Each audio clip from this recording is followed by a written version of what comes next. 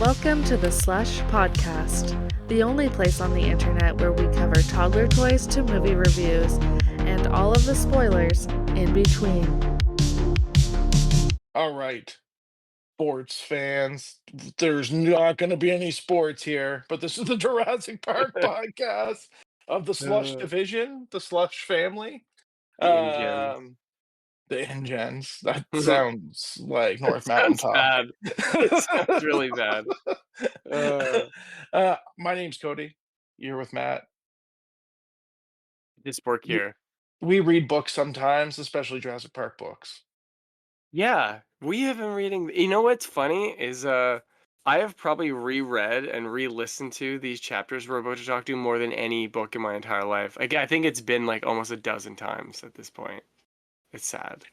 I think that's like a crucial thing about listening to books, though, is like you can kind of listen, especially like with you being a new parent and being busy, and like Yeah. me just being generally distracted with whatever nonsense I'm doing. Uh, the re-listen value is through the roof. Yeah, it is. I keep picking up stuff I didn't notice before either, like quite a bit of stuff. So I love it. It's great. It's so dark compared to the movie. I still can't wrap my head around it. But it's Yeah, really good. and just like a little bit of a recap, like we've already done one of these, even though we're not numbering podcasts anymore. This is the second one of the series. And in the first like the first few chapters we did, the first five-ish, um, like they're killing babies. Like a Yeah, dude comes in, like frothing at the mouth, essentially. Like yeah. they told him that he was like ripped up by an excavator, but pretty sure it was a raptor. Like a Uh, horror. It's a horror book. It's crazy. yeah, no, like I don't like he didn't pull any punches, but like that's just him being like genetic modification, scary as shit. You should be scared too. Yeah, he definitely like tries to put like a deep fear of like fucking with stuff in the reader, but also like so many weird philosophical things like on top of everything else. There's like all these different layers of like philosophies and like opinions on like, Mhm. does he like science? Does he not like science? It's kind of like you get both sides of the coin pretty Mhm. fairly at points in it. Um, but yeah, horror, horror. So No, I think like where we're starting with like this episode is kind of where we get to like what's the name of the chapter? Oh geez, I just put it down. oh The ancient ocean, the banks of the ancient ocean, the shore of the yeah, ancient ocean. Yeah. yeah, the um intro for like Grant and stuff, right? yeah, and it's cool because like I think the character that people recognize, the two characters people recognize the most are Alan Grant, because he's like reflected by actual like paleontologists, and Ian Malcolm because he's just charismatic. Yeah, he's basically like you can't not see Jeff Goldblum when you're reading the book. Like if you've seen the movie first, I always am just like it's Jeff Goldblum, but for some reason I picture him like thinner for some reason when I'm reading the Yeah, book. I don't know. well, it's funny because like the way he describes him is like kind of like a little pudgy dude, you know what I mean? Like he like a kind of he has George Costanza vibes. Like he's a cool George Costanza. For Ian Malcolm, really? Yeah, yeah, yeah. Like I That's think he fucked talks up. about him being like going bald and stuff like that. But What? Really? Jesus, I don't even remember that. I'm losing my we'll get mind. to Malcolm. But it's interesting because they're setting up like I guess we'll still talk about Malcolm. That you have Ian Grant, who at multiple times, or Ian Grant, Alan Grant, who throughout the book they talk about like he's like this hardcore wilderness dude. Like at Yeah. one point they're telling the story about how he broke his leg and like That crawled into was the Badlands. crazy. That was insane. Honestly, he's a character in the book. I don't picture anything like the movie version at all. He like likes kids in the book, but in the movie Mhm. he hates kids. It's almost like Spielberg was like, "Why don't we just do the opposite for Alan Grant, but still make him like the paleontologist? It'd be fine." But then in the book also like you have Malcolm, who's like the exact opposite of all of that. Like Yeah, yeah, it's crazy. Listening to Malcolm, he's probably I think the most interesting character to keep hearing over and over again. Um, or even like when they're explaining how they like we'll get to that later I guess, but like even when they go over like how they track the dinosaurs later on and Malcolm's kind of like just digging into it farther and further and he's like Mhm. but you're wrong, but you can't do that, but you're wrong, and he's just so like blunt about it, and they spend so much time explaining how they like trying to keep track of everything. Anyways, this later I'm spoiling it, but No, it's yeah, good. I think the other character too is like we see Ellie Sadler in the beginning too, and the device of bringing this investigator in was like such like an easy way for Crichton to lay out so much information about InGen, but yeah, also like how how he feels with genetic modification, or at least on the like a industrial size. 'Cause I don't know if you like remember, there's that part where he's talking about the other company, Biosyn, yeah, and, yeah, yeah. and how they like created this airborne rabies and then tested it in Chile. So Yeah, they like just like that, flew it on a regular flight, right, or something. yeah, Dodson, yeah. So like it's like funny because you can like that'd be such a hard thing just to introduce into the book, like to tell that whole storyline. Like what? You just have like Ian Malcolm. Oh, by the way, did you hear about these other ding dongs? Like I think Yeah, that was they're like a handy device. he's really smart like that. Like even when they have Mr. Arnold like at his computer and they're talking about how like Nedry's system is set up in specific ways to like do really complicated things. You would never know any of that like what's the word? Um there's a word for that. It's like when you're telling the story, but it's like very clear. Fuck. Oh my Oh, god. like Losing it. foreshadowing. No, it's like oh my god. It's so sad I can't remember this. It's almost like you're holding the reader's hand through complicated stuff that Mhm, they would never know otherwise, but you have to have certain characters talk about it or they won't know what's mhm, going on really. Um but he's smart about it because there's lots of science, real science that they have plugged into the book.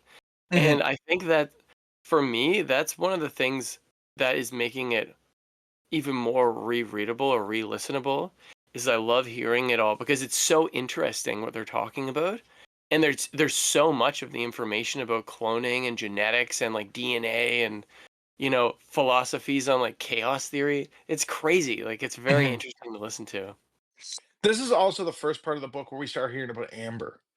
Because in when Yeah. they're talking about InGen buying up things, like they're talking about InGen, and not necessarily totally directly through InGen, because at this point they're operating as if InGen and the Hammond Foundation are two separate things. Mm. Because remember, he talks about he was working for InGen when he was doing like the theoretical, with the infant hyperspace, Yeah. and then he bailed on that because he didn't like working with Gennaro. So then Hammond approached him, but he didn't realize they were all one thing. But they were talking about like crushing up the bones and getting the DNA out, which I've never heard of before. I read Yeah, that. that's crazy. I don't know if that's a real thing I anymore. don't know. There's some things I've looked into, like some aspects that we've been reading. Expositional, that's the word. Expositional Mhm, dialogue. Sorry. Um, that just came to me very sharply. Uh, the expositional dialogue in this is like actually really interesting. But no, there's certain things I looked up that I couldn't believe. Like when they talked about the dates. Like I think it was like if you had one day that was 60 years, and it would be 3,000 years between now and the dinosaurs if you could experience it. That was fucking crazy. Like, mhm, what the fuck? That would be like from now to like when they were building the pyramids. If you could experience 60 years a day or something. I don't know. There was just so many cool things like that that were really interesting. Isn't Biosyn in the Camp Cretaceous animated series? Am I I think crazy? I think so. I'm not as fluent in Camp Cretaceous, but they definitely show up multiple times. Because like I think even in the second Jurassic Park book, like Dodson comes around looking for dinosaur stuff. Interesting. Okay. Yeah. Yeah, But we yeah. also get to see Ellie Sadler for the first time, and it's interesting because I feel like Creighton, like everything he writes about like, women and minorities, he puts a lot of work in to be like, like these are. I'm not writing stereotypes. You know what I mean? Like I don't I know, like know. because I'm It's trying really like weird. No, yeah, I like got that too. They were like, "Oh, Ellie's legs look like this." You're like, "All right," but they keep talking about it, and you're like, "Okay, I see." yeah. I don't know. Yeah, you know what? When I picture Ellie from the book too, it's still Laura Dern in my mind. I'm like, "Yeah, that's Mhm, Laura Dern." Like, I can't separate those two. But mhm. I thought it was kind of cool when the helicopter first comes to is it still a helicopter in the book when No, it's not, right? No, they just take off because like they're like he's like, yeah, like there's a private airfield, like meet us there, and then we'll fly you to Choteau. Right, and then right before that though, the other dude comes who's like investigating about InGen and stuff, right? Yeah, And because he just drives up. yeah, and that one thing I thought was interesting is he points out like he thought he saw these like TPs and he thought he was at the wrong place. And they're Yeah. like, "Oh no, like we had all these super technical, savvy, sciencey setup tents, but they just didn't work with the environment here. So we had to switch back to what like indigenous people used a long time ago, and it works beautifully." That was kind of like one of those other little like side notes of like, about trying to place something artificial that should work on paper into an existing environment. And then Mhm. it's like it doesn't work, but because the indigenous people actually live there and evolve with it so long, they had it already figured out. So they switched back to the old way. I don't know. I was like, the second time I was listening to that, I caught that a little better and I was like, oh, it's interesting foreshadowing there. No, I think it's good too. And it also like plays into like Grant being a bit of a Luddite. Yeah. And they really lean on that in the movie where he's like, I don't know, every time I touch the computer or Fritz's or whatever, like, Yeah, it's funny in the book he's like this burly dude with a beard and stuff. I'm like, wow, he seems like so much more like hardcore in the book. And well, like he's not even like loosely based off Jack Horner, right? Like people are pretty open about him being, oh, and like oh, Jack Horner, don't think Horner like did the school route, which doesn't like that's not throwing shade, but I think he's kind of a self-made paleontologist. And I crazy. think they leaned on that with Grant because they talk about Grant kind of scoffing at academia. Like even when he's doing um lectures and stuff that he likes to wear jeans instead of like, feeling like the proper professor. Huh. That's And cool. that kind of I'm just kind of this is kind of popped in my mind that leans into later, like later on. Like I think the chapter's like 4.4 or whatever. Maybe that's like a shade farther than we were planning on going today, but like there's this whole conversation between Henry Wu. I talked about this in the last podcast too, but there's a conversation between Wu and Hammond, and Hammond's like telling them like there's academia is like the backwater now. If you Yeah, want to do something universities like and stuff. Yeah. private science is where all the big shit happens. I actually was just listening to that before I came down here again, and I was like, man, this is some pretty heavy opinions that I mean, not opinions. I just, it's interesting, like the way he's writing about it. It makes you think, like, it's kind of cool. Because, like, what's his name? Henry just wants to, like, make a name for himself and get his Mhm, shit published. And Hammond's basically like, I know this shit. If you stay here through the school system, it's not going to work out for you. mhm, So, I mean, it's kind of interesting because you see things like that nowadays. It's really evident with like the space program with like NASA. It takes them forever to get anything done. But then you see like SpaceX and you have, just Elon Musk telling them like do it, do it, do it, do it, and there's no guidelines they're really following through with. They're just plowing through it and doing all this technology super quickly. Um, so I thought that was kind of interesting. There is truth to that, I think. Um, but nobody's really stopping them from doing anything horrific at the same yeah. time, too. So I'm sure there's a double-edged sword there.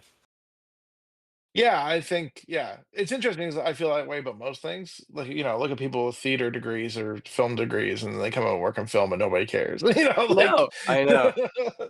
It's so so true.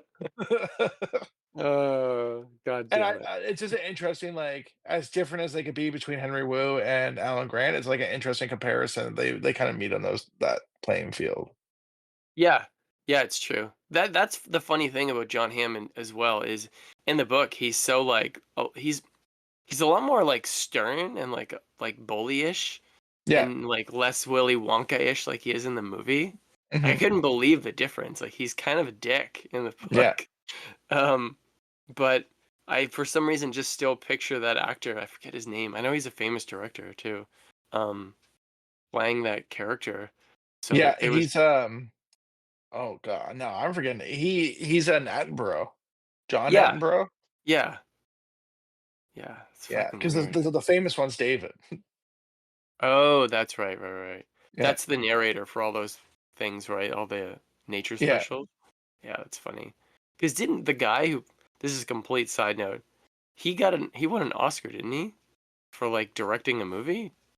I don't know, probably. What is his name again?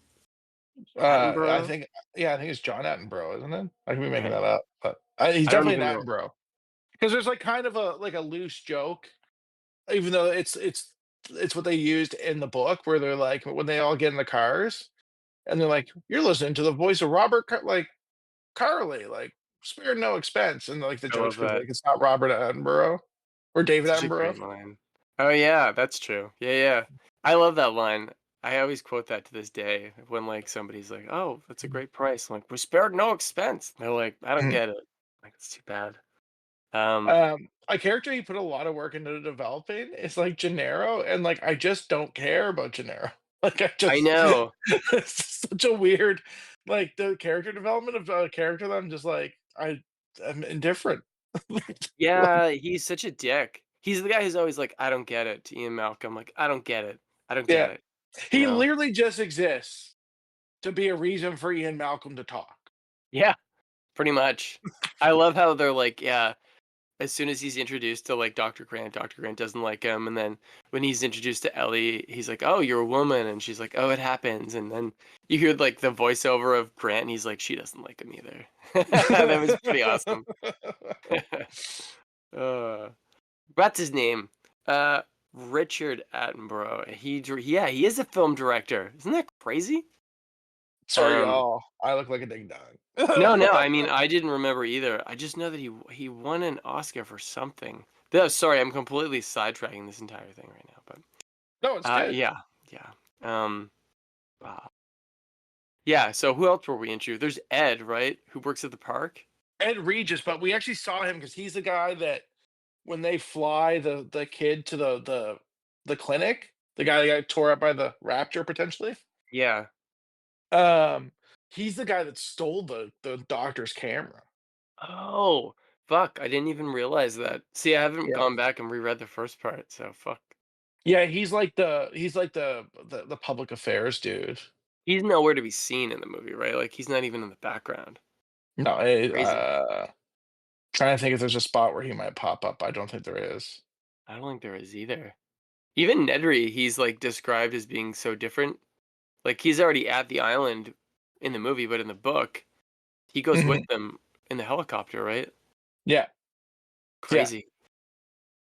Yeah. I had to reread and re-listen to that a couple times to be like, wait, Nedry's already there. And even when Dodson and Nedry are like first, not first meeting, but meeting to like when he gives them the can of shaving cream and stuff, they don't actually say Nedry in that entire scene because you Mhm. don't know that that's Nedry at that point, right? Because you just know somebody's See, going to it's be funny because I taking just embryos. assumed it was him. You know what I mean? Like I didn't Yeah, even. me too. But yeah, this time when I listened to it, he's like the man. They call him the man. And they don't actually say it's Nedry in the entire scene. So I think you're not led to believe that it is Nedry. You have no idea who it is who's actually taking the little embryos yet, which I didn't even realize because I've seen the movie so many goddamn times. We already Mhm. know it's Nedry. So yeah, he's the man. Dun It's dun so funny. dun. There's probably like a thesis paper there on how like books that didn't have popular movies like kind of ruin the plot devices. 'Cause you have to find somebody that had never seen Jurassic Park, and then like get them to read that book to have that M Night Shyamalan ding along moment. Like Yeah, it's true. It's completely lost on us, this entire like motivation and like plot point kind of. it was like me. Like, have you ever seen like do you know Sweet Tooth? Mm-mm. It's like the thing where all the kids have like half animal things. Like it was a comic that they turned into a TV show. Oh, I've heard of it, but I've not seen it. But So I I know it. didn't know anything about Sweet Tooth, and I literally did like the Netflix roulette where it just picks something for you to watch. So I was just watching. I had no idea what was going on, and the very last shot like is like, oh, here's like reveal of like this kid that's like part deer, part human, and like because it was just like the best movie like watching experience. 'Cause I was just like, what the fuck is going on? Like I'm so confused. Pardon Those my are French. so great too, because where we like movies so much, I like, Cora likes movies too, but there's a ton of amazing movies she hasn't seen. So I always love going in because you know that knowledge, and then you're just like kind of watching them to see what their reaction is going to be when they find out something crazy that you already knew. It's like, is it going to be lost on them? Will it be as cool? Um, but I don't know anybody who hasn't seen Jurassic Park either. Like everybody's seen it. Everybody, Mhm. I think, anyways. Funny story. Complete side note again. I'm gonna go all over the place today. I read in the news today that the writer who did the new Jurassic World Rebirth movie, he pulled an entire scene out of this book. And he said that it was something they could never pull off in any of the other movies in live action, but now they can do it. So there's an entire sequence. I don't know what it is, but It's it's gonna in be the like spoilers. It's gonna be the fucking egg scene that we're obsessed with. there. That would be cool. I could see that happening. I mean, like, short of it being like the evisceration, like this is spoiler town, but the evisceration of Nedry. I'm trying to think. They'd be too cheesy to do the river scene. I was thinking that too, because they kind of already did it a little bit in part 3 of Jurassic Park, kind of a little bit, not, Yeah, you know, but I don't know what it would be. it's Somebody on gotta the be the internet was egg scene. like, someone was like, "Oh, it's got to be the compies eating the newborn." I'm like, "Yeah, I mean it could be, but he's making it sound like it's some crazy special effects sequence, so I don't know what it would be. We'll find Yeah, out." But that's cool. That compy scene still haunts me to this day. yeah, that's pretty freaking wild. Yeah, man, like what an intro. Like that is fucking scary. Um I completely got us off topic. But yeah, so the dude basically, I forget his name, the investigator guy who's looking into InGen, because people they're hearing rumblings that, they have this island out there and they're collecting up all this crazy, genetic equipment and high-speed computers, which probably would be hilarious to read the specs for like 1990 or 89, but I was just thinking that. I was like, it's probably not even an iPhone. yeah, probably not. Like, And they're like cracking the DNA codes with like a calculator basically. they're like, Um we need to track this things because it might be military significance.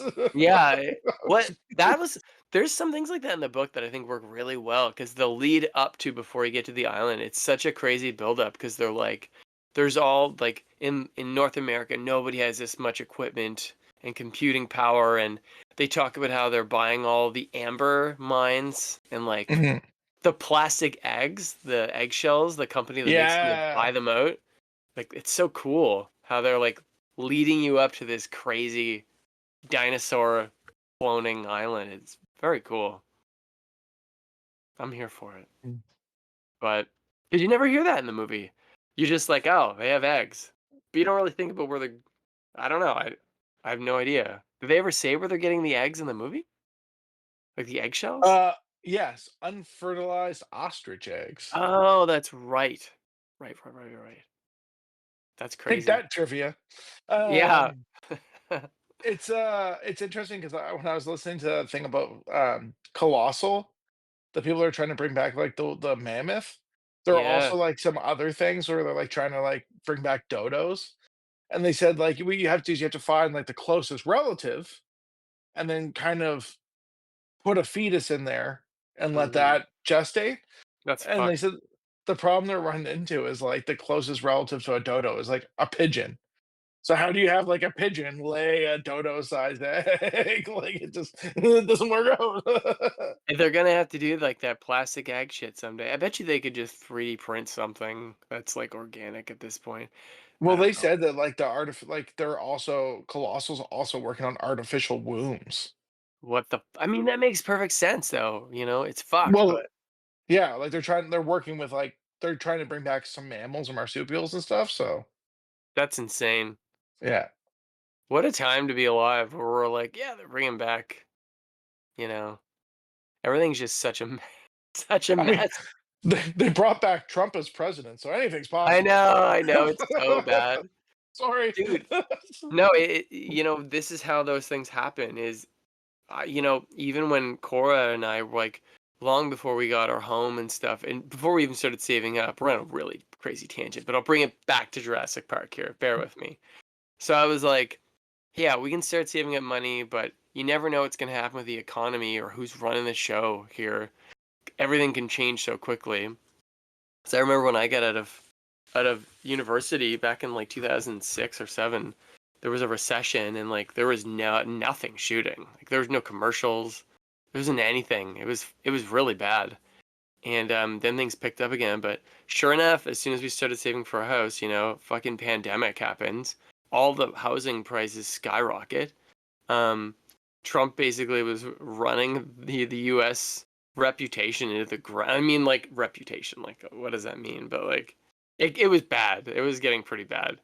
And now the fact that you always think something crazy like won't happen like that, where they could just get away with cloning things and like doing bizarre experiments and making things in labs. But all it takes is somebody like getting voted in like Donald Trump, and he's just gonna make things such a fucking mess, and people are gonna be able to do stuff like that where nobody's really watching people who are doing shit and like that over there. I don't know. It just seems like it's gonna be a shit show. This might It's be a gonna be great. controversial opinion, but like, I'm not. I don't think creating the Space Force was a bad thing.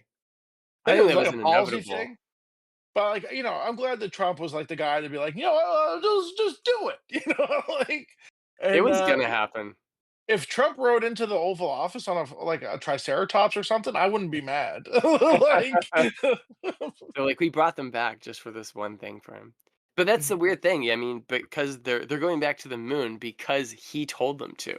They weren't gonna yeah, go back that fast. So somehow this one person just, yeah, well, it's crazy. He's just like, do this, do that, and they're like, sure, I guess we'll just do what we can here. Like this is gonna be fucked up, but you know.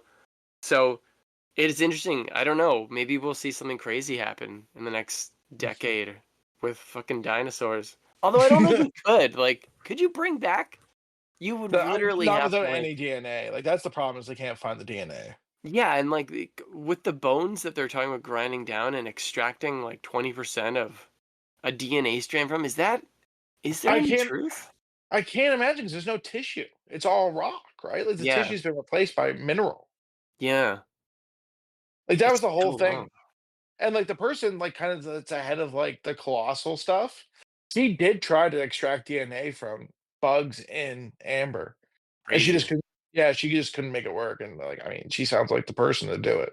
Yeah, I mean, it's just wild, like even the time scale, like that long ago, man, the older I'm getting, the more I'm like, man, it's just so unfathomably ago. Like, even Bennett, he's learning about dinosaurs and all these kid shows, and they're like, it's an egg because dinosaurs had nests. And I'm like, dinosaurs came from eggs. This is fucked. It doesn't even sound right. They're just Mhm. so huge.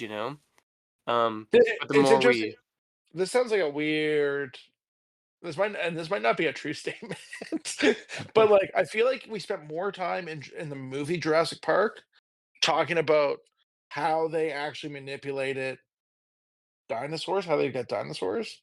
At least at this point in the book, like we talk about it a little bit, but I still feel like we're talking about the logistics of the park itself.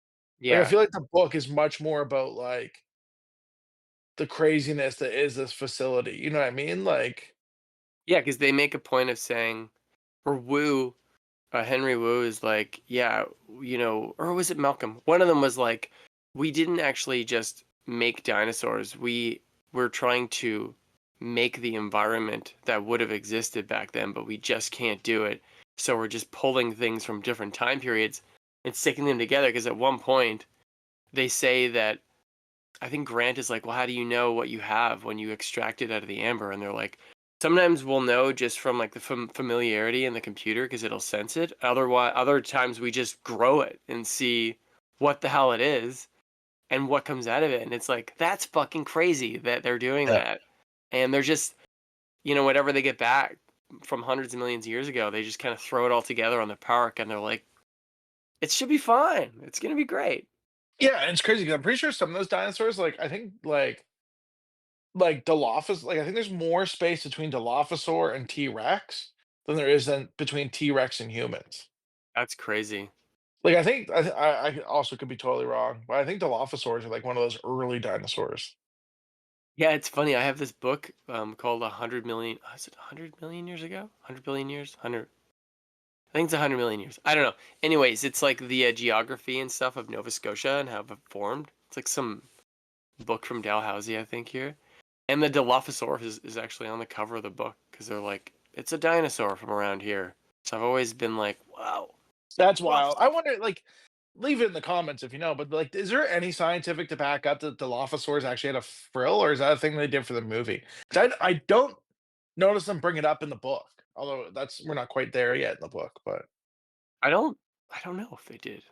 I don't know. I do remember a long time ago when the movie came out, people were like, we're not 100% sure, but it's like the Raptors because I think that at the time when they were like when he wrote this book, I don't even know if the raptors that they had found yet were this big. But then when the movie was coming out, they did find raptors that were quite a bit bigger, so they kind of matched up. Even Brachiosaur, was there any confirmation that Brachiosaur is real? Is well, there it was like a true? whole thing where because it's Brontosaurus in the book in Jurassic World, Yeah, and they're all like Brontosaurus don't exist, and now I think we're back to Brontosaurus is existing.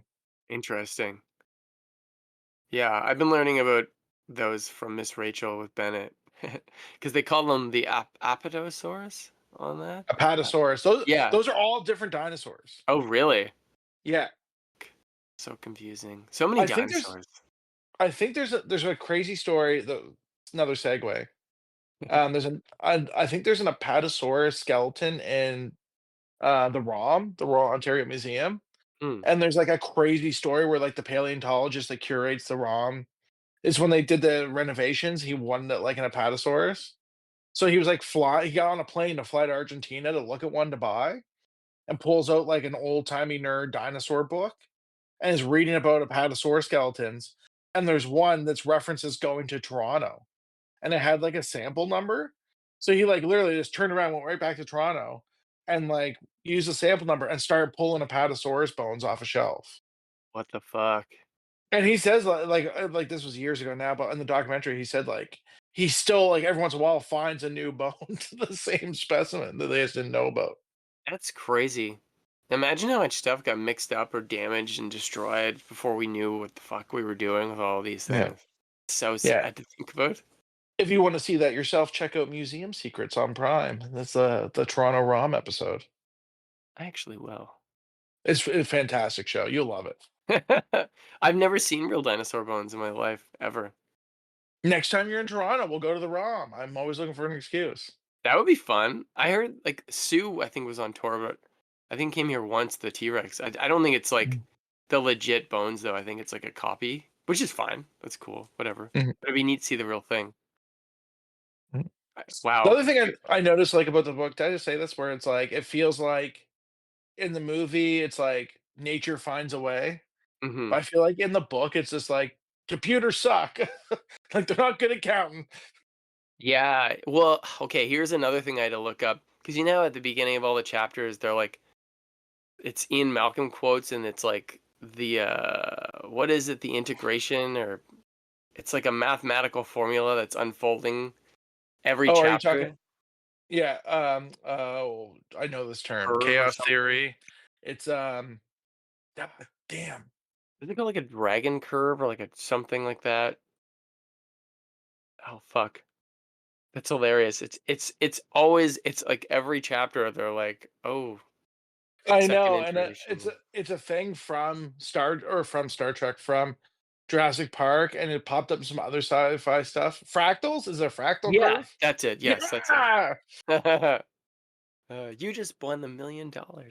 Uh, yeah, because I've seen Arthur C. Clarke interviews with him a long time ago. So like back in the day in like the 70s or 80s, they had a supercomputer and they like ran the fractal curve through it, and it just showed it like doing its thing, and then it just like goes out of control and like Yeah. goes on forever basically. So it Well, was that's why kind of like cool. that's like, not to dive into another franchise, but when that like the TVA and the Marvel universe were like, I don't know if you watch Loki, Yeah, yeah, it was good. but that's what they're talking about, like with like the branches off the timeline. Like those are Uh, fractals. that makes a lot of sense now. I like when they pull more real world stuff like that into those fictional stories because Mhm. it makes it seem so much more like believable and fun. Because honestly, all the real world stuff is kind of crazier than the fiction because it is Mhm. fucking crazy. Um, but I like that they had that like 'cause as you're reading it, you don't really know as a reader what the hell it means unless you kind of research it or unless you're like a genius. I didn't know this stuff, but yeah, just the fractal curves and stuff like going out of control as the park is going out of control and There's something I um picked up like in my most recent listen that I didn't pick up before, where it's they kind of do like the little bit of a tour, and then they sit down. They're like, "So here's our problems. What do you think?" And they're talking about the number of instances that are happening of like kids getting killed and like supposed dinosaur attacks happening on the mainland. yeah. And Malcolm's like I think dinosaurs have escaped, but I don't think that problem's dinosaurs. And Yeah, I noticed that. they're like, "What do you mean?" He's like, "If it was dinosaurs, you would have to have a steady stream of dinosaurs getting off the island."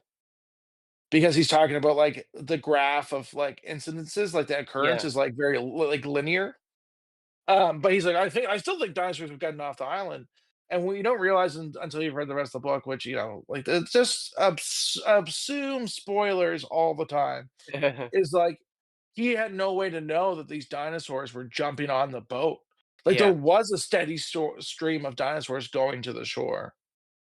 Yeah. Um, and I think at one point, maybe in that or later, they talk about like the the graph is like very like schedule. Like it's actually like there's like a cycle throughout the month. And if you later on you'll realize it actually coincides with when the ship's coming and going from the Oh, shore. interesting. I did not know that.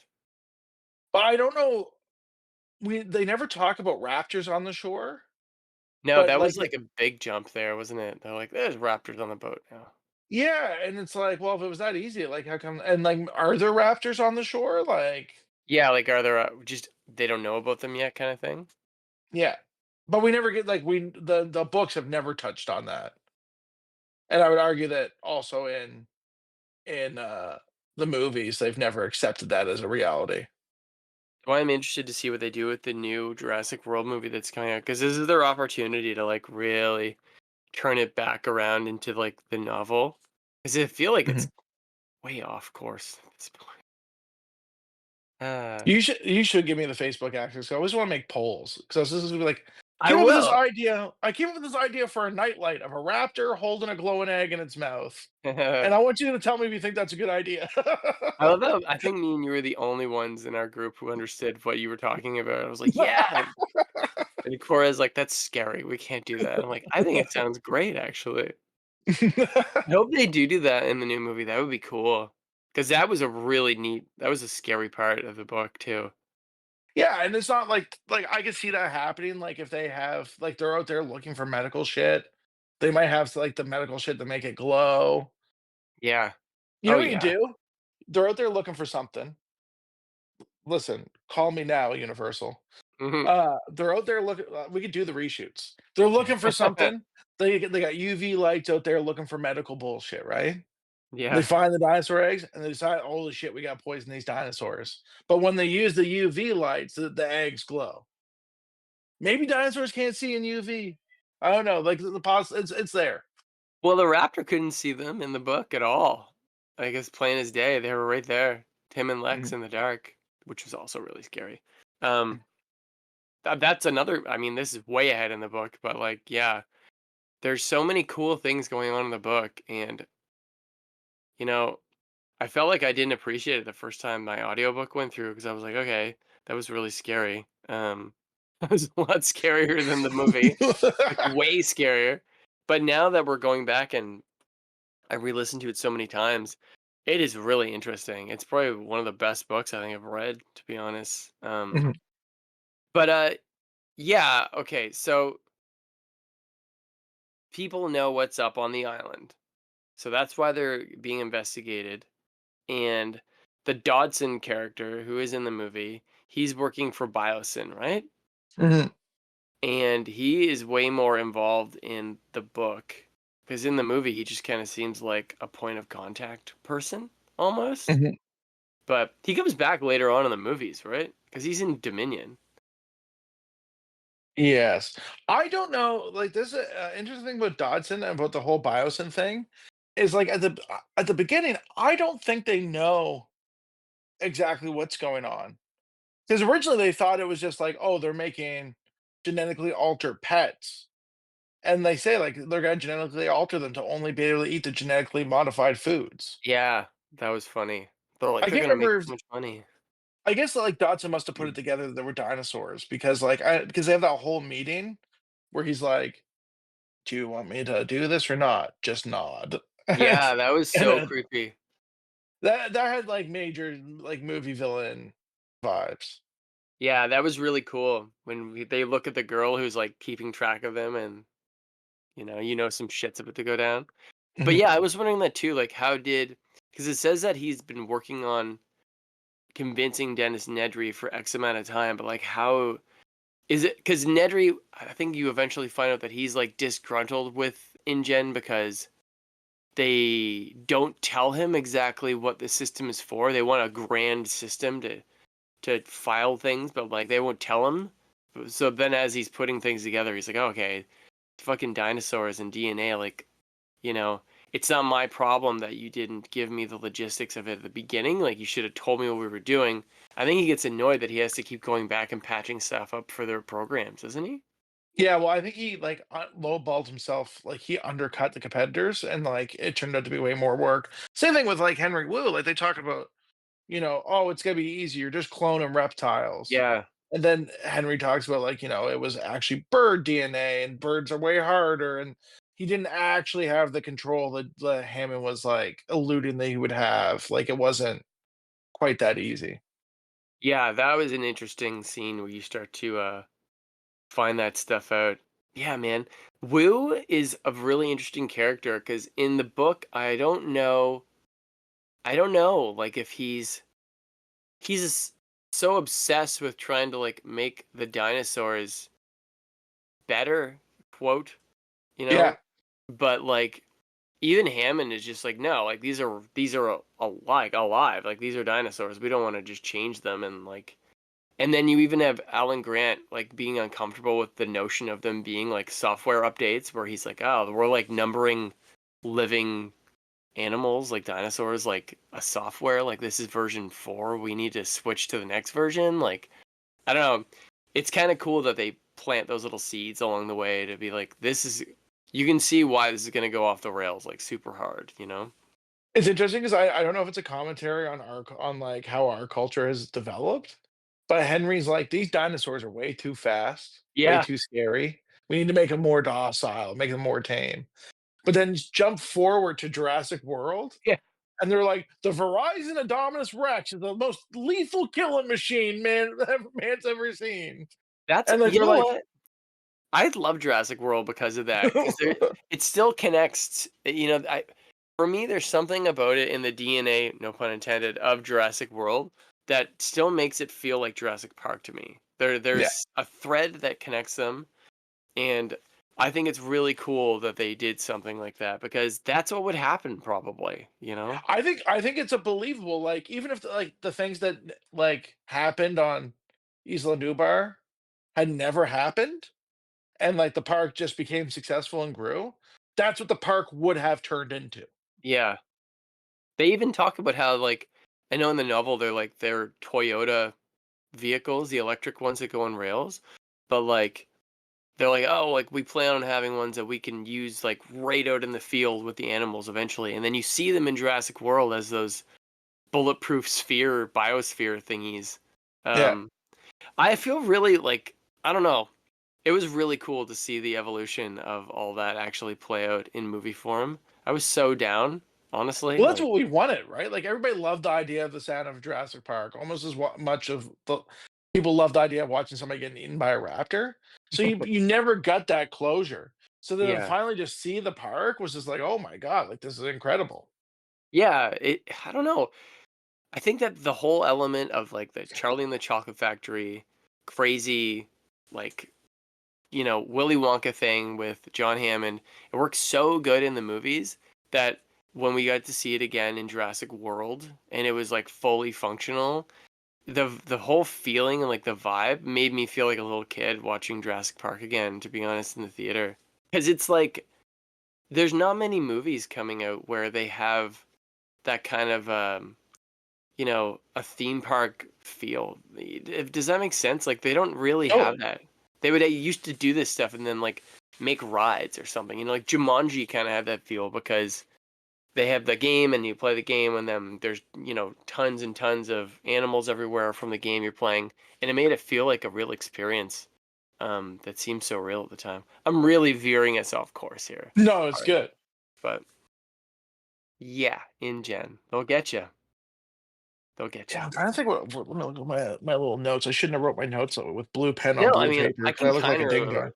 We were because with you get introduced to the characters, and then they're going to the island, right? And they're picking people up, and they're in the helicopter. I remember Grant's like, "Oh, the helicopter's so small. I thought it would be bigger, I based have on a the note money." here about like Hammond being like, no, the dinosaurs need to be real, and I wrote Hammond was a real G. No, but and that's another contrast of from the book and the movie is that already in the book we can tell that InGen and Hammond are not good financially. hmm Like the park isn't close to be like they say it's close to being done, but like nothing, none of the rides are up. Like the No, only thing that works is the cars on the tracks. You yeah, know, and the they're adding investors are all the cages and stuff to the designs too to protect people in the yeah, hotels and shit. people have been dying. Yeah, And, like, he's got investors breathing down his throat, so, like, the whole time we're on that island, at no point are we like, "Things are pretty good here." Muldoon's trying to get rocket launchers, yeah, yeah. I but love that. in the Uh, movie, like, you never have that sense. You're like, "Oh, a dude got picked off by a raptor," and people are, like, pretty upset by that, and, yeah. like, everything else seems pretty hunky dory until Nidri fucks everything up. Yeah, man. In the book, it feels like, oh, I don't know. It does feel like you're dropping in on an unfinished park for sure. Like in the movie, like I know that it's unfinished, but it looks like there's people like working on shit in the backgrounds and like putting up the exhibits in the visitor center, and you know even the cars like the Ford Explorers, they still have like the trading cards in there and like the visitor center information, the goggles and all that stuff. And but in this one, they're like even when Ellie and Dr. Grant are getting into the hotels, they're like, oh, like all of the windows have like they're way smaller. Like they changed the designs that we saw, and there's bars over the windows, and there's huge fences now everywhere, and then when you get to the control center, they're like, hell of a system. It's a hell of a system we got here. But also, like, no wonder things are going wrong. Like, remember, like I think this happens later on, where like they're like, "Oh, we'd really like to go see the raptors," and they just like take off through the jungle, like to go see the raptors. Like, I guess they did that in the movie too, but because they had the whole thing where they come across like the herd of goats that they feed the dinosaurs. So it's like, why would you just let people wander around this park, like within Yeah, reason? that was yeah. It was weird, man. It was very scary. It was a very scary book Does because it every seem to time. you like the weather's also different on this island? Like, they make it sound like way more like cold and foggy, and there's like a whole like geothermal, like volcanic section.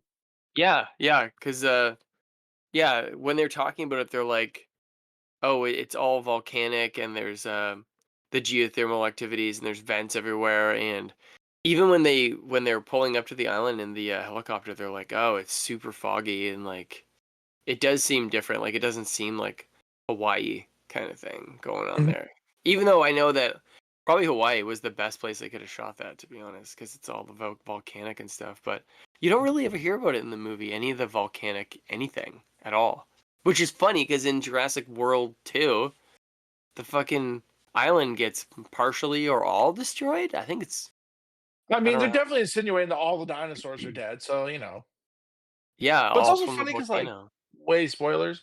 They're like, "Oh, we gotta go to the volcanic side of the island where the velociraptors are. Let's it doesn't go underground." It's like, wouldn't that be pretty spicy down there? Like, Dude, one thing I didn't, speaking of underground, I noticed this time is that when they get the Toyota electric vehicles running, they're like, oh, they come out of like from underneath the visitor center, and you're like, oh, that makes so much more sense because in Jurassic World, I always wonder about the geography when they get to the old visitor center because they go into the garage, then they come out the front door, and you're like, how the fuck, like how is the terrain working here? But Mhm, it was kind of cool. It was just like a little Easter egg thing, but I was like, oh yeah, that makes sense because, that's where the mhm. cars are.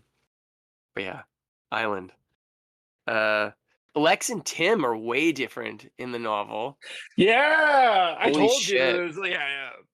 It's Like pretty funny. way different. Tim is the older one and he's got like fucking glasses and Lex is like a Yeah, little kid with like a baseball glove and she's always like, "You want to play pickle? You want to toss a couple around?" It's like, "Wow. Okay. I have a theory. They Go just on." didn't want to have work with a child that young on set all the time. I could see that. I could see that. Because I'm there's like glad. for Go like on. the unassuming observer, like even the most well behaved kid, it's a nightmare to shoot with because you can't misuse them like adults. Like there's like certain you can only shoot with them for like so many hours a day and stuff. So I can imagine that being a nightmare.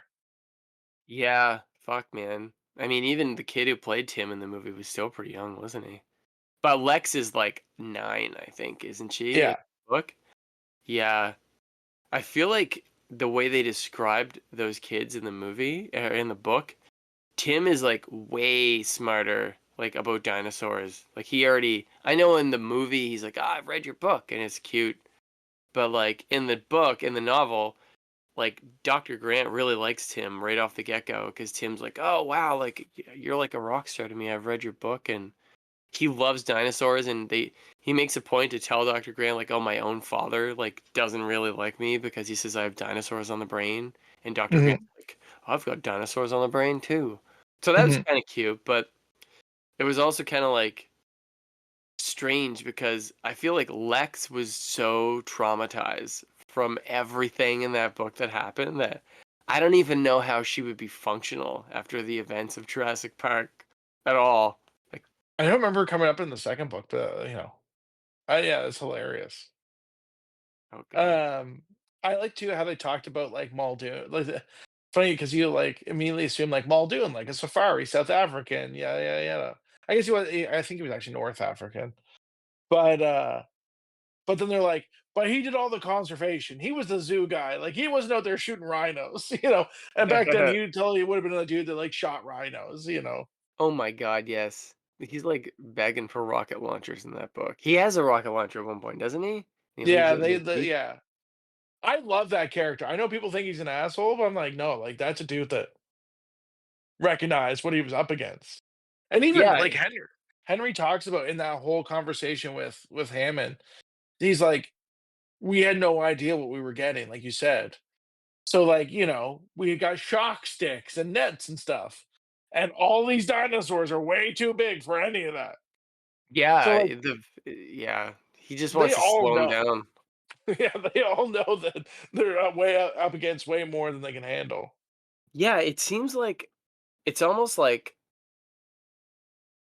it's so weird because the movie and the book, they tangle up in my head like so much. Like because you can take so many lines from the movie that aren't in the book and apply them into the book and vice versa. I know that it's the same like material, but like even when Ian Malcolm is like in the movie, he's like saying, I think he says something like, "You were so like preoccupied for if you could, I you didn't know stop thinking I if you should," right? Yeah, that's exactly the quote. Yeah, and like it's funny because it's almost like it's true. Like they don't come right out and say that word for word in the novel, but over several chapters, you're like, man, you guys just launched right into the cloning these things. You didn't have, you paid Dr. Grant and Ian Malcolm and other folks to like figure out how to even feed the dinosaurs, what they would even eat, how long like, their infant stages are. Like they just did it without even knowing what they had. And It's fucked, like, that they even made it that far, where they got these things on the islands, and they built the fake artificial lakes and the moats and the electric fences. Um, it's But how crazy many that they did it. dinosaurs do you think they killed? Like, did they like birthed and were like absolutely just like Oh my god. I think they give a statistic at one point in the book where it's, like, in, like, the single digit percentage of, like, how many have died so they could get the one like as close the they whole can. island's fertilized with just their failures? The compies are eating all of them. That's why the Oof. compies are out of control, right? Like, they're eating all the shit and the dead dinosaurs and stuff and the rats. Mm, Compies are terrifying. I'm just gonna say yeah, that right now. yeah, yeah. Like, That was something that they did a lot of justice in the second book yeah, or in the I'm second actually movie. stoked. I'm really, like, reading this has made me rethink The Lost World a lot because it for some reason, the novel for Jurassic Park looks in my mind like the Lost World movie. Like, I don't know why, but I think is the Lost World was a lot more people died. Like it just yeah. feels a bit more like on par, I guess. Like it's weird. It feels more like the park without being the park. Yeah, and, like, they have all their technology to try to get them through the island too, and it barely helps them in the Lost World, but I don't know. Even when they were, like, on the roads and stuff in the Toyota vehicles, I mean, I don't know if I'm skipping ahead or not at this point, but it's just kinda crazy because they have them in the vehicles, and you're like, "Are these safe?" Like, you it doesn't seem like they thought this out because the dinosaurs are right there behind the electric Yeah. fences, like, I don't know, even when the raptors attack the fences, when, like, Tim and Grant and there are there, like, they describe all the sparks, like, flying around Tim because that's how close they are to him, like, coming off the fence, like, I don't it just doesn't seem like this is gonna work out, like, Well, they talk about um like they didn't know that the Dilophosaurus spit poison.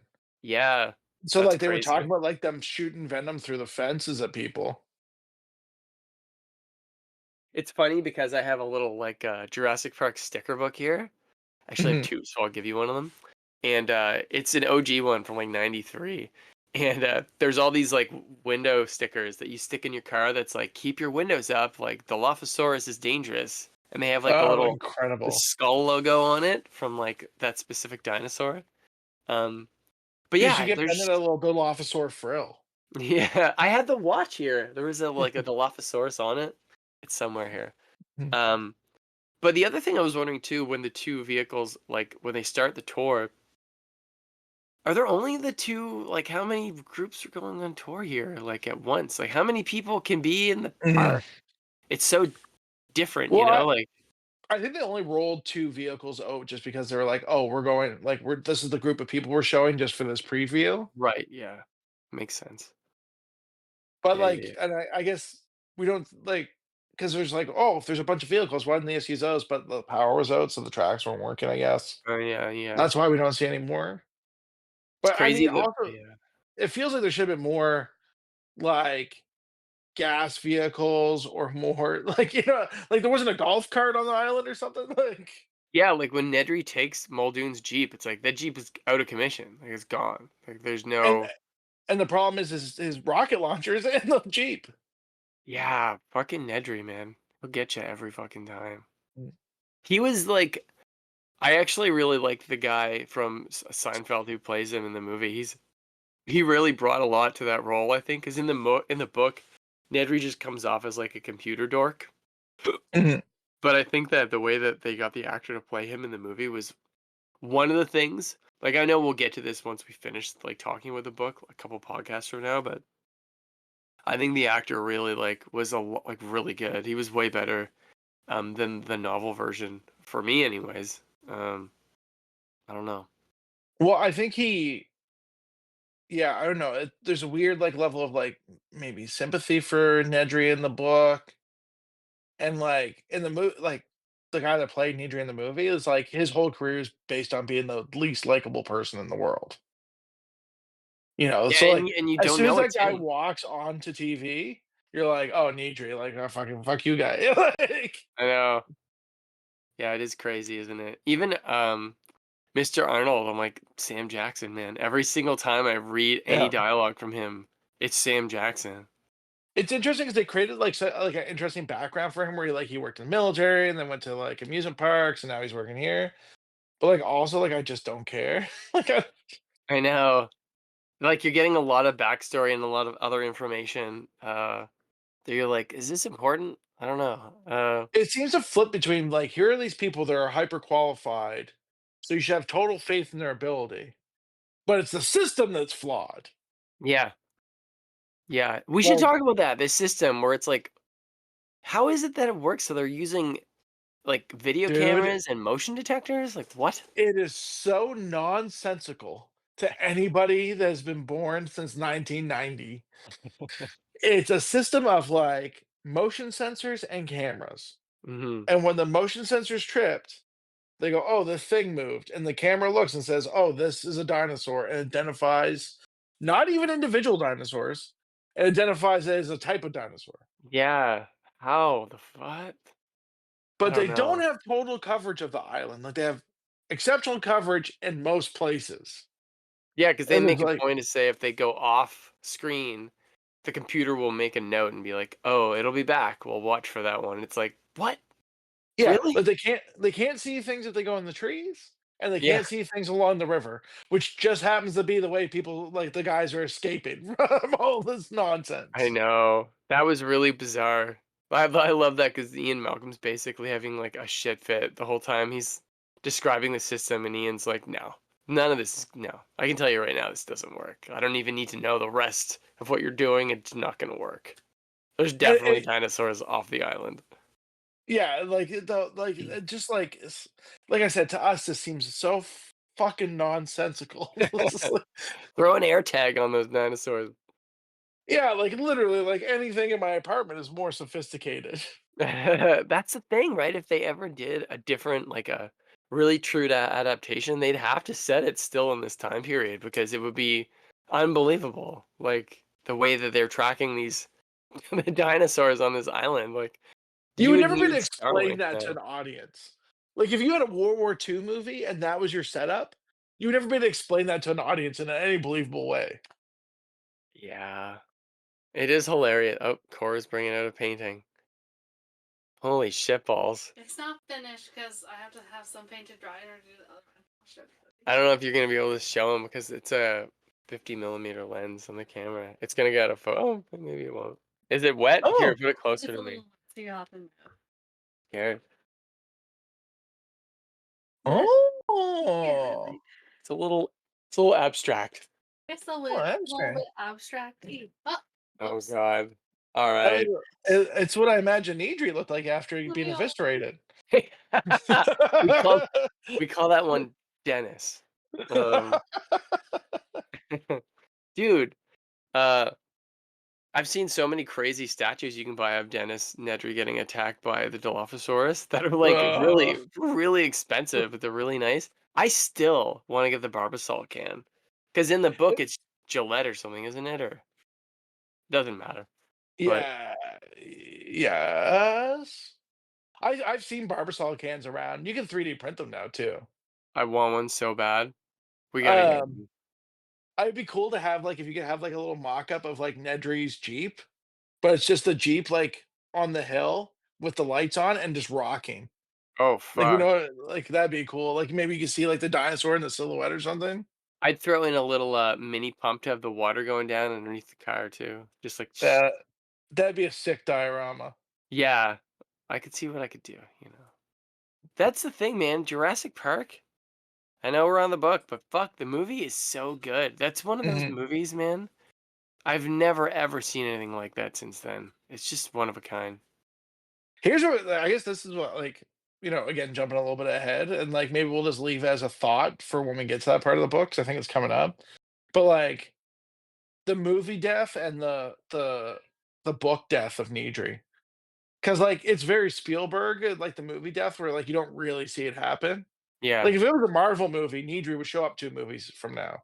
Like he would have been in Jurassic World. he might be yet. Oh, did you mute Did you hear me? yourself? No, I saw that. Yeah, it was Sneaky. Cora. It was like, "Can you shut your door? I can hear all your paint and shit." So basically, we got introduced to the rest of the characters. Yeah. We know that the lawyer was really pissed that he brought the kids in because he knows that it's unsafe and it's not that kind of show. And but Hammond's like, "Oh, my daughter's getting a divorce, so they need a fun weekend." And the lawyer's like, "Dude, this is not something you're inviting people to. Like, we're literally judging whether we're gonna end this thing or keep it going. This is a terrible idea." So the kids are really not supposed to be there at all. Like, they make that very clear in the book.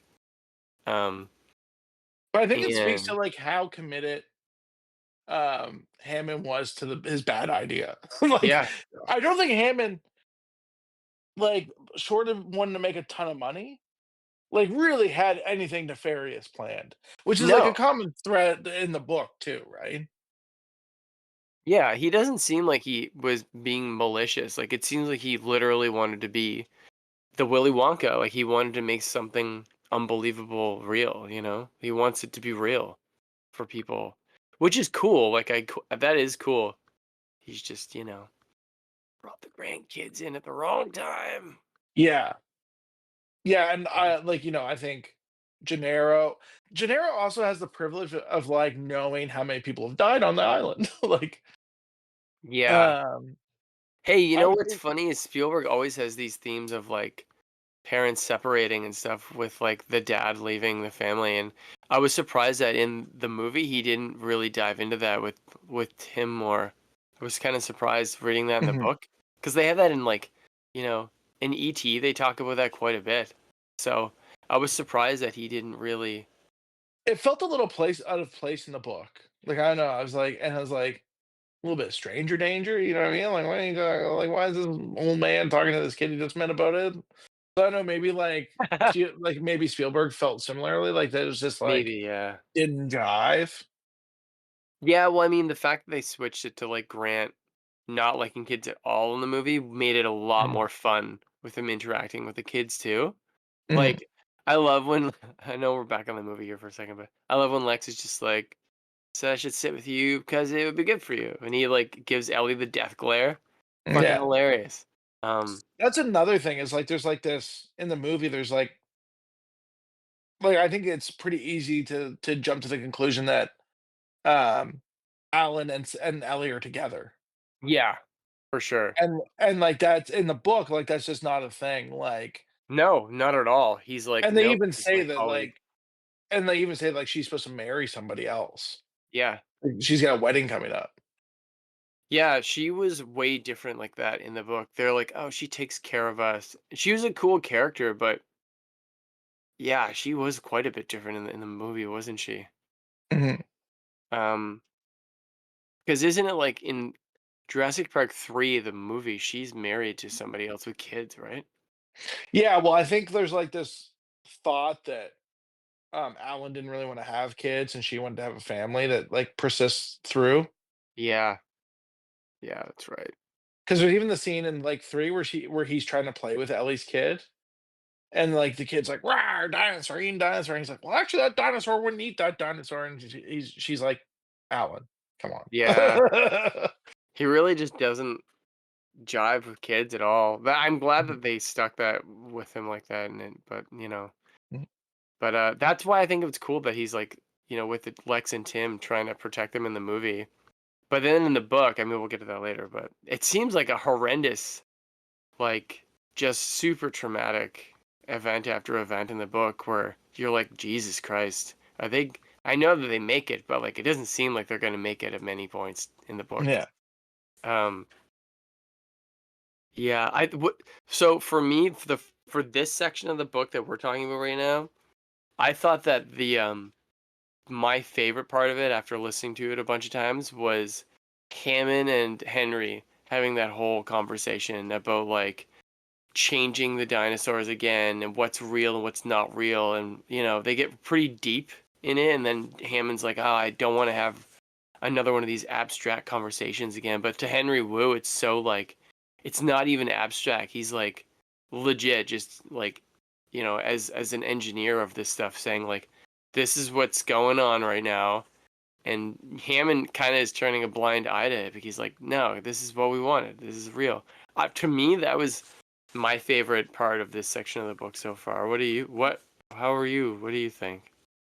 I don't know. I really like the introduction, like of like at the ancient like sorry, Alan Grant and Ellie Sattler's introduction, because they kind of like they link a couple things together. So you get the lead in about InGen from the guy doing the investigation, but then also you get the link where like the scientist that has the compy specimen Oh yeah, sends yeah, the facts, and you right. get to see them go into like the nitty gritty about like the remains, and like, well, holy shit, this is a dinosaur. Like that's the Yeah, first time that yeah. somebody says like these are fucking dinosaurs. You're right, because like in a sense too, like that's the first time that Ellie and Grant know that there is a real dinosaur in the world before they even get to Jurassic Park. Like there is, Yeah. so there's already the shock of knowing that there is a dinosaur out there in the world. That would be crazy if that happened like that, just to find out from like kids getting hurt and eaten, and you find out they're fucking dinosaurs. But it keeps And getting like passed through so many bad hands that nobody finds out for till it's too late. I think that's how exactly how it would go. And like there's also like they're talking about like the scale of hadrosaurs, like where they're digging. And that like I don't know, man, like that part blew my mind too. Like at one point they're like, yeah, there are like 300,000 hadrosaurs here. Right, because they say it's like it was an island, right? A breeding island or something. Yeah. But because of the passage of time, yeah, makes you But they wonder how old also them are. What's they that? go through like, oh, why don't we find so many like large carnivores? And they're like, well, like 300,000 hadrosaurs would only support like 100 large carnivores. It's the Yeah, small carnivores we should expect to see, like the raptors eating the eggs. that's another one of those cool science things, man. Like after a couple reads and listens, that I don't know. I've learned so much just from reading Jurassic Park. It's very interesting. Like not even just about dinosaurs, but like things about dinosaurs, like you're talking about, where like the ratio of like the carnivore to like the herbivores, things I never thought about before, but they make so much sense once you hear it, and you're like, yeah, I guess it would be like that actually. And it's even crazier because like that, like those are things that translate to modern biology, right? Like those things are still true. Yeah, yeah, that's cool, man. It's really fun. I love it. It's such a good read. Everything There's is like this really interesting. there's like a funny thing where like we apply like modern biology to like ancient biology, but then you're like, is it true? Who knows? Like That the other funny thing too is like with dinosaurs, I feel like maybe they're so everywhere in like kid stuff, and like we learn about them from such an early age in elementary school, that I feel like even though we know they're awesome and like we love them and they're super cool, definitely the majority of people take it for granted that we even know that they existed, or Mhm. how like even the technology that it took to learn that they existed and how old they were, like it's just taken for granted for so much. And it would be an incredible job to be like a paleontologist, just to like dig up dinosaurs and date rocks. And I don't know, man, that would be pretty cool. It's not too late for you, Matt. I just turned my whole life around, moved to like Montana, big um, Canada we there. we have an often debate um with how old does Bennett have to be before you can show him Jurassic Park? I'm gonna And say 4. dude, I picked up these Jurassic Park toys I picked up. It says 3 and up. So I think 3 is the age. I'll show it to him if he's 3. I Oh mean, yeah. he has dinosaurs. He's down here all the time looking at my stuff. Like, I'm sure he's wondering what in the world this shit is behind me, so I'm stoked. Um, but yeah, dinosaurs, man. I don't know. I'm really glad that we're reading Jurassic Park because I've been meaning to read this for years and years and years and years Mhm. and years and years. And now I'll never be able to like untangle the movie and the novel like this. Like I'll always be thinking about the characters in the book mixed in with the ones from the movie, which is good. Like I think that's good, right? Like Yeah, and I'm glad that, like, the podcast has given you an opportunity to re-listen to it. Instead of Yeah. just, like, listening to it once and then putting it down and, like, maybe picking it like, I feel like I always pick up an audiobook again, which sounds like a funny thing to say, but, like, I do so much driving that eventually I'm like, "Okay, like, what's the old relative?" No, you're right. Like, there's been a couple times where even the like when they're talking about how they set up the system for Jurassic Park, or like Henry Wu and the John Hammond talking thing, I've been rocking Bennett to sleep listening to it, and like, I'm at an hour and a half of rocking Bennett when he's fully awake, and I'm like falling asleep, so I've missed some things, so I have to re-listen to it in all honesty. Dude, you know what we missed in that section of the book, I can't believe we missed, is, like, they play with a baby raptor. Yeah, they go into the little like the area where they hatch them, like the hatchery and stuff, right? In the nursery. Yeah, like, Tim's, like, playing with it, but then remember, like, Alan picks it up and starts freaking out, and they're Yeah, like they're like, "Stop doing that." He's like, I'm not hurting it at all." yeah, he's like, "Oh, it's fine," and they're like, "No." That guy Ed is like, "Dude, we literally have had these things die within minutes if we fuck with them too much. So like, Mhm. be careful. Like, put it down." And because it does like a violent little hiss at him at first, which is interesting, or at the end of it. I love Um, that, like, 'cause, like, those are the big baddie in the Jurassic Park, and, like, it's interesting to hear it being so delicate. mm, yeah, it is, isn't it? It's just crazy because you're right though. At one point, they must have blasted through like a ton of dead dinosaurs at that place, like tons Yeah. and tons and tons of them. And what's interesting is like even when they're describing like the baby raptor like nudging into Tim's neck and stuff, it's like, is this safe? Like, is it gonna like rip a piece of Tim's neck off in a second here? And they talk about, like, the dinosaurs, like, having some kinda, like, poison or thing that infects them, like, and remember when they brought the guy to the doctor and they were like, "Yeah, like, all this weird saliva," Yeah, like, yeah, that's really fucked up. and now Tim's just playing with one, like I know, it's funny because I thought for 1 minute when I was reading this, I thought my mind went back to these old trading cards that came with the Jurassic Park toys, the Kenner ones, and there's, like, really weird ones of, like, Alan Grant with, like a pterodactyl, like a baby pterodactyl here, and even the Tim and Lex toys, they come with a baby brachiosaur and a baby triceratops. 'Cause there's a part in the book later with a baby triceratops, right? Where they're, like, I don't know if feeding there's it? oh, yes? See, Remember now when I'm they, like, getting hide damn out in Cretaceous, like, but yeah, I can't remember if it was a Triceratops or a Stegosaur. can't remember, but I thought maybe that the toys had been made before they had made the movie or something because I Mhm, was like, "Whoa," like, did they because back then, they'd be like, "Movie's greenlit, like, start making the toys," the Kenner kinda thing, right?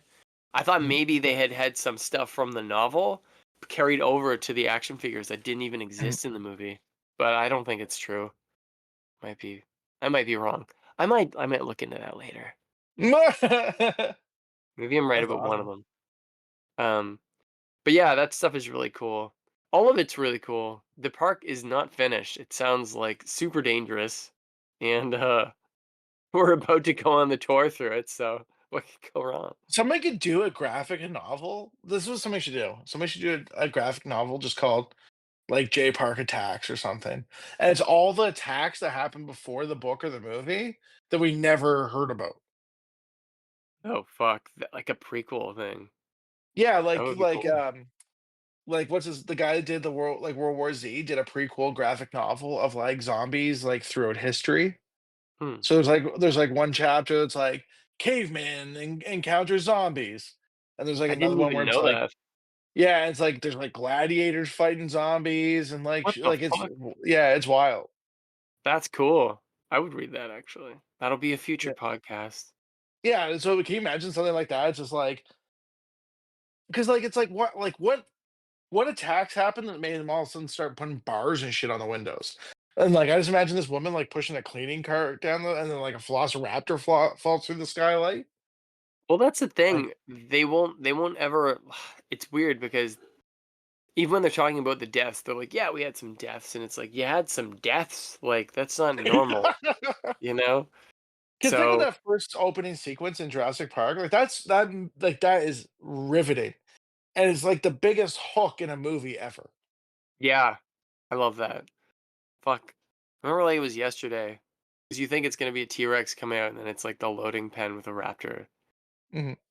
Fuck. Yeah, there's so many good parts of that, man. Ah, I'm so glad we're doing this. Here's one more thing. Uh, so by reading the novel, and since we've already seen the movie, do you think that if you had never seen the movie, do you think that you at all in your mind as you're reading this, would any of this like measure up to like what the movie is? Like, do you think that is there anything as you're reading the novel that you're just like, wow, this is so different that I'm surprised that they did it like this in the movie, like the way things look or anything? Like, because somebody on our comments left a comment under our first video, and they were like, "Oh, I love the movie and I love the book, but I found that in the movie they really glorified corporations, whereas in the book they villainify them or whatever." Mhm. And I was like, is that true? Do they actually glorify the corporations in the movie? Is it because they have product placement, maybe, that they're thinking that? I don't know. I don't think they I don't think it's funny, I wouldn't go as far as say they glorified them. I just don't think they villainized them as much, and I think they made up for it in Jurassic Park too. Yeah. Yeah, probably. And Yeah. I think that's like I think it was a little bit of in keeping with the book, in the sense is that this isn't like some amusement park in a developing country that doesn't cuts corners and doesn't do all the safety things. The whole point was this park did everything that was technologically considered possible for that time, with fucking motion sensors and cameras, to make this as safe as possible, and it still failed. Yeah. So I think that to carry that, the strength with which nature will find a way, I think it would have been distracting if you then also leaned on the villain corporation aspect. They did a Yeah. little bit with Gennaro, like they changed his character into like Yeah. the quote unquote blood-sucking lawyer. Um, which he was the opposite kind of in the book. Like he's the one's like, this needs to be safe. Like we Yeah. cannot have people die in this. He's kind of the only voice of reason at a couple of points. And he's also like confused because every time Malcolm is explaining why it's not going to work, he's like, I just don't get it. And it's like, man, I don't know. It's funny. I wonder. I would like to learn about why Spielberg and Michael Crichton made the changes that they did, or I guess that Spielberg did between the movie and the book to find out. Like that information's got to be somewhere. I would imagine. I guess I should say like the biggest difference, like if I was reading the book and like was like, oh, like that's a really weird choice to make, is they kind of flip Hammond and Gennaro. You know what I mean? Like in the book, like Hammond's the one that's like, this is great. This is gonna make us tons of money. Like this is really cool. Like we do all these things. It's great. Everything's great. And then in the book or in the movie, Gennaro becomes that guy. Oh my god, like it's gonna make us tons of money. Like we can charge whatever we want. And Hammond's like kind of like, yeah, like this is supposed to be for everybody. Yeah, yeah, it is weird, isn't it? I always wonder how they get from point A to point B in the book like that, and then the movie, you're like, wow, this is so vastly different. Like, who Mhm. was it in like whatever writing room was like, we need to change that. Let's just But do you make think it's that a time movie. constraint? Like you get the book there. How many Probably. pages is the book? I can tell you actually. It's about it's about 400 pages ish. So Read that's like high. like at best like a movie script's 100 pages. So like if you were gonna try to do the same plot line, like I think it's in the condensing of the movie. You know what I mean? That Yeah. you lose a thing. That's why you lose the river ride. That's why you Yeah. lose the subterranean raptors. That's why you lose the rocket launchers. Like so much of the good stuff. Well, Ed, he just gets cut completely. I like the point. Like I think it might be later on, but they make a point of talking about his shoes for Do like they? yeah, for 2 reasons. A, like, he's, like, wearing, like, loafers or something, but partially so they can identify the leg later, Oh and yeah. secondly, because like I always imagine if it, like them being like, he's not Alan Grant. Like I imagine Alan Grant's wearing hiking boots and he's wearing Yeah. loafers. Yeah, oh man. Yeah, I was actually looking for like fan illustrations of like the cast from the novel because I was like, man, I wonder what everybody looks like when you see them. And I did find them. I'll send them to you. It's kind of cool because like Alan Grant looks like a fucking lumberjack like kind of guy, and the kids look completely different, and the lawyer is like kind of jacked, which is weird. But I only think it's weird because I've seen the movie, so I can't Mhm. disassociate the two, I guess. But yeah, so far it's really fun. I'm really I've already like read it obviously, but like going back and redoing these parts, it's a lot funner I think to do little deep dives into random topics because as you're talking about them, you kind of like realize other things you didn't really think about. Um, there's even there's this other podcast I stumbled across. It's not Jurassic Park, but it's for Eternal Sunshine of the Spotless Mind, the movie, and they do it minute by minute. So each podcast is a 40-minute episode on 1 minute. Whoa. Yeah. So like they've already made the commitment to do like hundreds of episodes or whatever, because it's minute by minute that they're analyzing that deep into all the subjects and like in between the lines and what's on the screen. And so it's fun that we're doing the novel like this in sections, and then we can just like do the movie after and merch and sequels and I mean we're gonna know a lot about Jurassic Park. I think at the end of this It would be fun to like live, like not the movie part, but like it's us watching the movie. So like commentary. you could sync it up with the time and like you could watch it if you were watching the movie. That But would be like hilarious. in the same way, like I was like live tweeting the Ghostbusters movie the other night. I thought you guys were gonna stop talking to me after that because it was just No, me that was sending message funny. after message for like an hour and a half or whatever with no replies. I thought John was gonna die because I know he loves the movie. I was like, I told you, John. Mm, I told you. Fucking Frozen Empire. Um, mm. but no, But it's yeah, fun. Fun. It's good. uh, I think that's our. We've. I don't know if we can talk about that section anymore. It's funny I 'cause I know. was like, oh, we'll go into characters later. We went really into like the characters. Yeah, I mean, there's so much to say.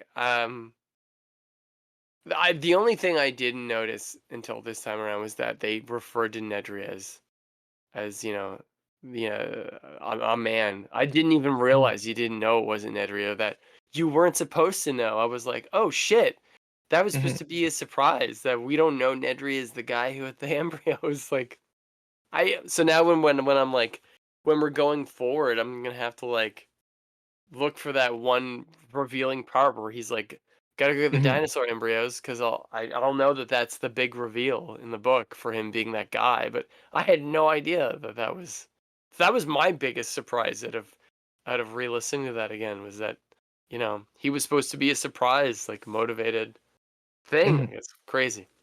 Yeah. mhm. But yeah. So you want to see me open this egg? Yes. Open I open that egg. don't even. It was like $8, dude. This egg was the same price as this lamp. Maybe it's But got a really cool treat in it.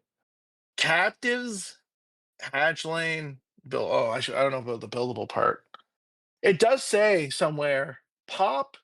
Yeah, reveal, pop, and lock. Hop I know and it's a lock. bit backwards, but I don't know what that means. Wait, so it's a surprise dinosaur? Yeah, I got no idea what's in here. It's a weird little dinosaur thing. There's like Uh, there's like a Stegosaurus and like the blue and like a little Rex maybe. we should make a prediction of which one's gonna be in there. Oh no, my luck is a Stegosaurus. Oh, I was gonna say Triceratops or something, you know? I don't know if Triceratops. I don't know. That's why it's It's a surprise. You don't know, man. collect them all for $8 each. Flocked dinos. Does that Locked? mean it's got like the troll? You know, like the troll thing. Oh, it might actually. Um.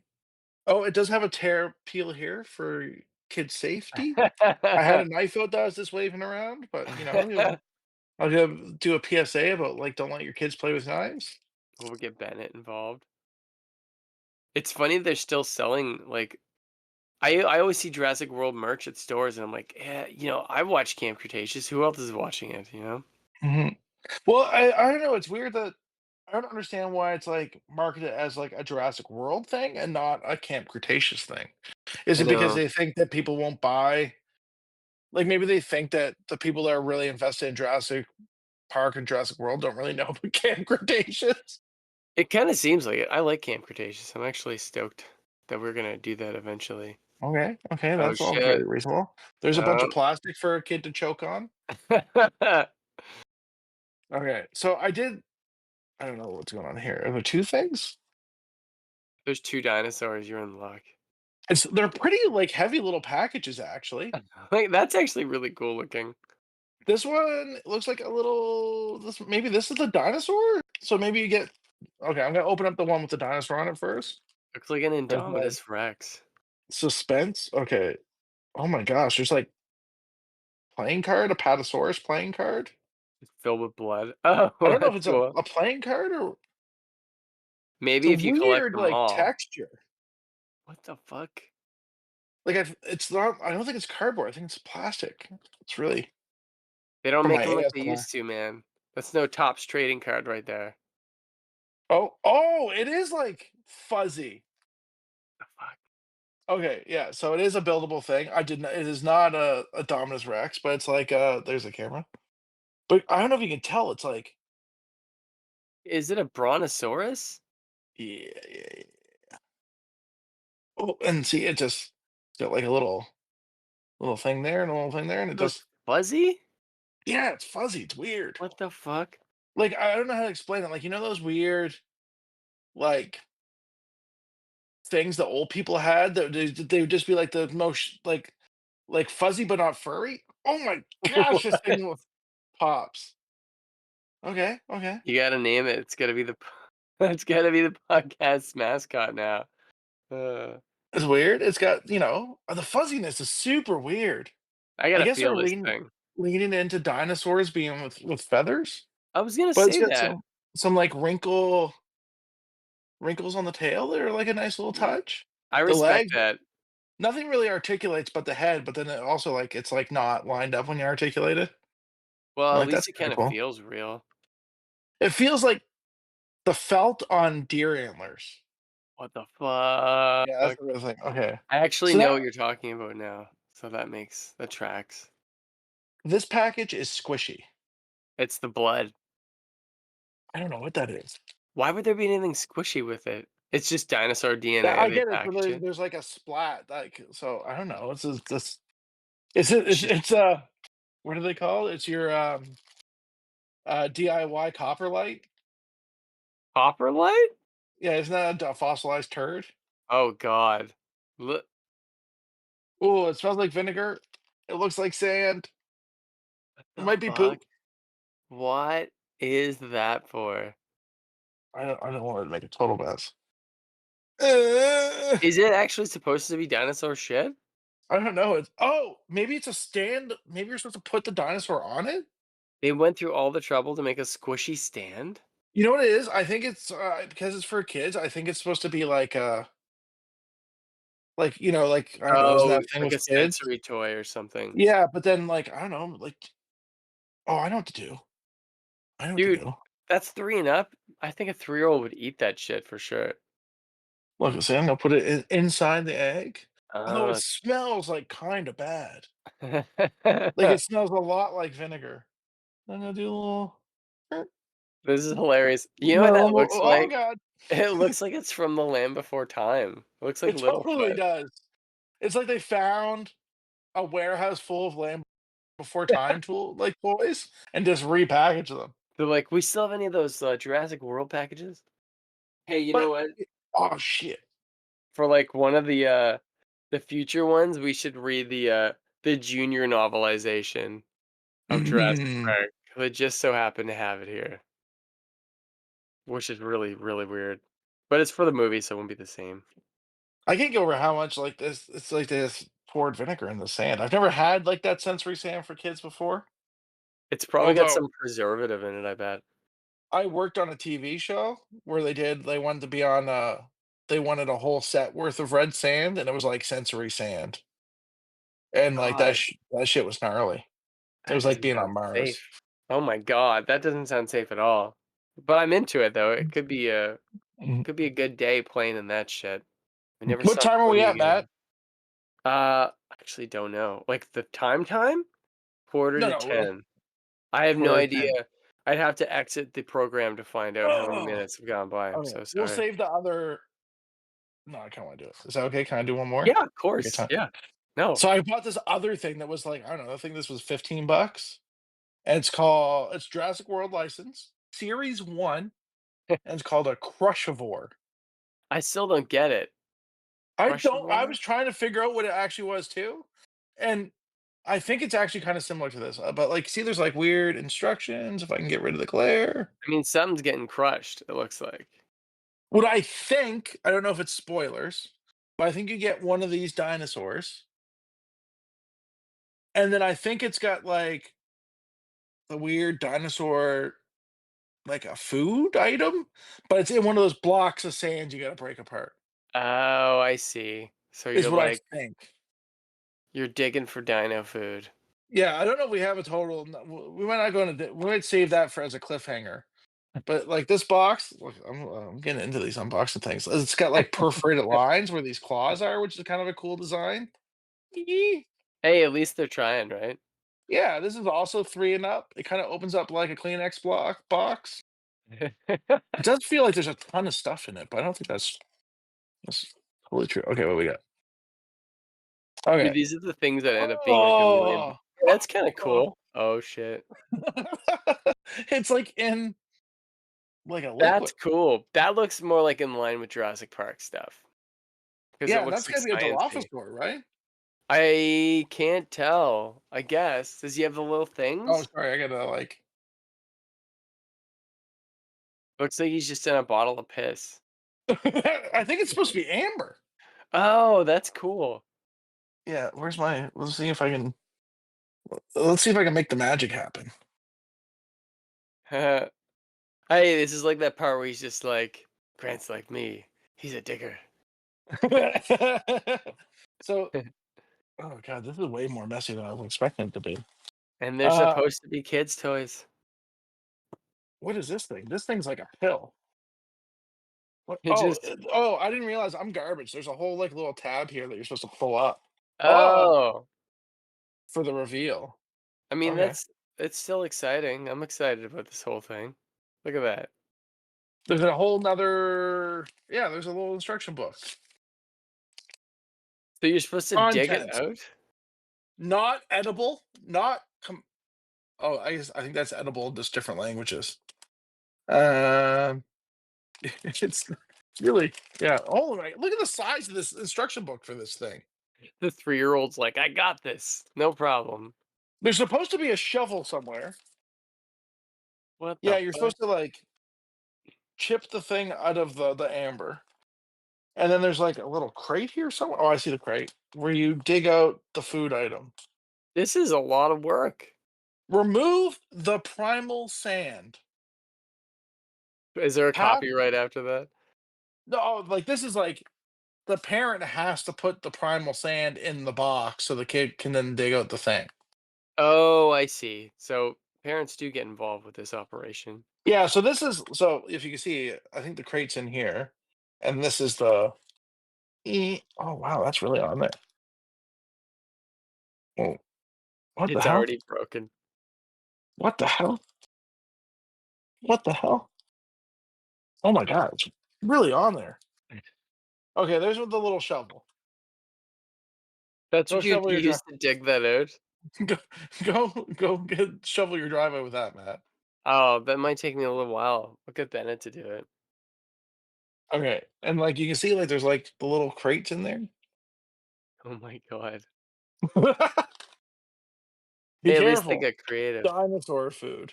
I don't know. Oh, I see. Oh, you just push. See, they are like smarter than me. Well, Except it doesn't oh. push very well. Hey, it's That's like that an hole. There interactive it goes. unpacking. There you go. What is What? that? So is the dinosaur what is that for then? Yeah. So like, there's your. Oh my gosh. See inside there. So there's your bag of primal sand. Ooh. Does Looks it like smell like drugs. vinegar? Oh no, but it doesn't feel good. These are very sensory toy-ish. Bennett would be into it, I think. So yeah, so you get what the heck? So you get this thing. You got to put this in it, and then you got to pour your primal sand on top, and then you got this thing, and then you seal it up and you give it to your kid, and then he shovels it out I gotta get with this this for thing. Bennett. Maybe I'll just get this and, like, keep it for him until he's old enough. But also, there's a mold, so you can make your meat look like meat.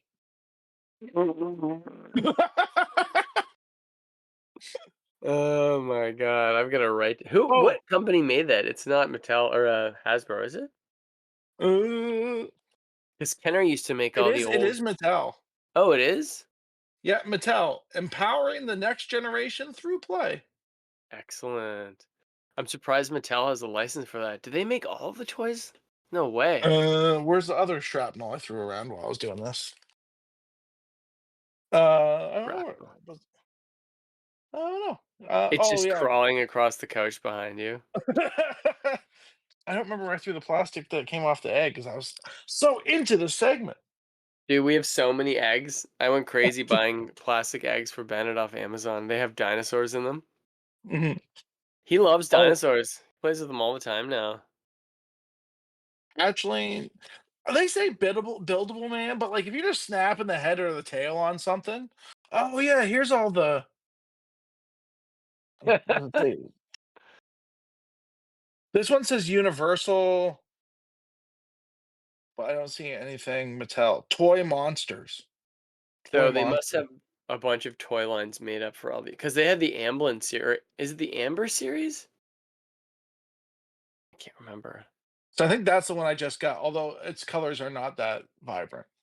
Isn't it ironic though that like you can get little kids toys with these cute dinosaurs, but we were reading the book and there's like babies getting eaten in like the first 5 chapters by Dude, it's dinosaurs. wild.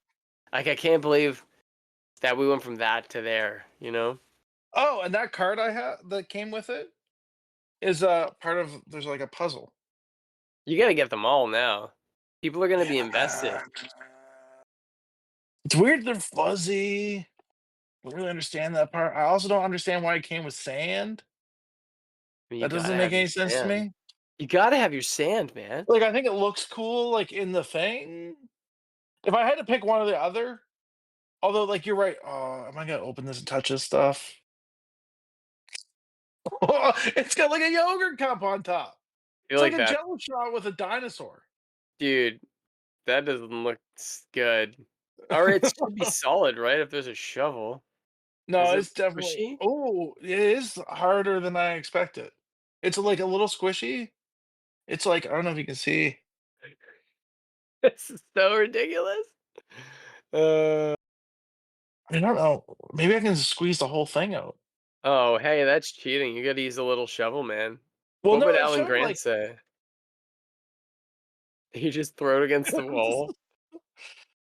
I'm not optimistic this little shovel's gonna penetrate.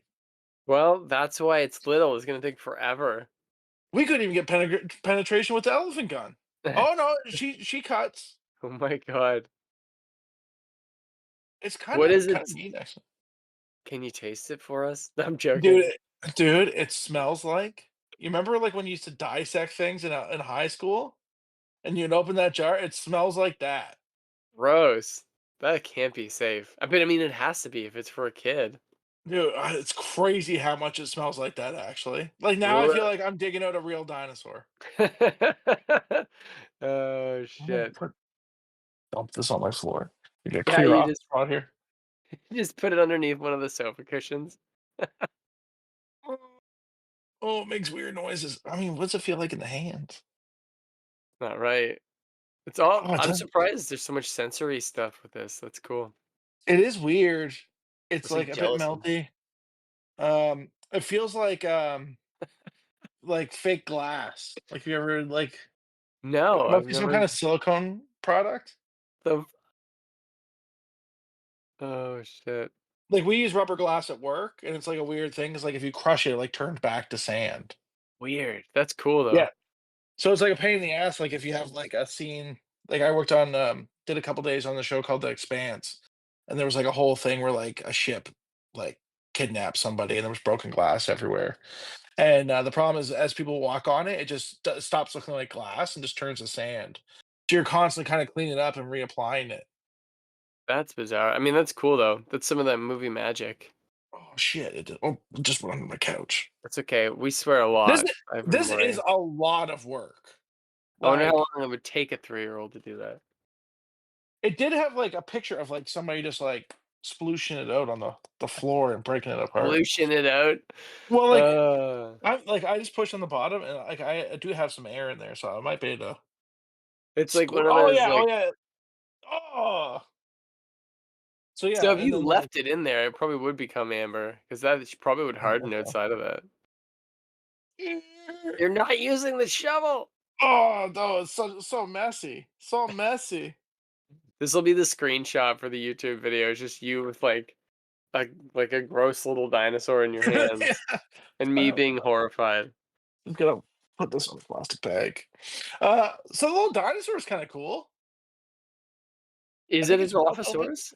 Yeah, it's definitely a Dilophosaurus. Oh yeah, he's got his little baby little Is- fin But things. I think his mouth opens.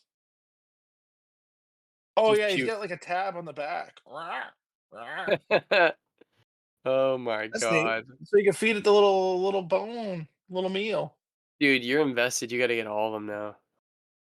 That's why it does smell like it just came out of one of those buckets, though. Look, I don't I feel know. like I can That smell it from here. This a is the worse. longest episode of our podcast ever. What? The one that you guys are doing. Well, Cody's doing an unboxing of a baby dinosaur. Is it the same one that Bennett has? No, this one is it came out of like a liquidy Oh, gelatin. it's yeah, it's like the opposite of a liquid. It's Right, like we'll sit here for a couple minutes then. What? You're hilarious. can Why? she hear me yet? Or I'll Here, tell you're like supposed to be. Cora's gonna like look at this with you. I'll be the You gotta stay in podcast focus person. though. And that's yes, you Excuse me. Getting over RSV. oh gosh. Oh my god, we can hear you chewing. I can't hear him chewing. Oh, I So this can. was in this and it was surrounded by this amber looking goo.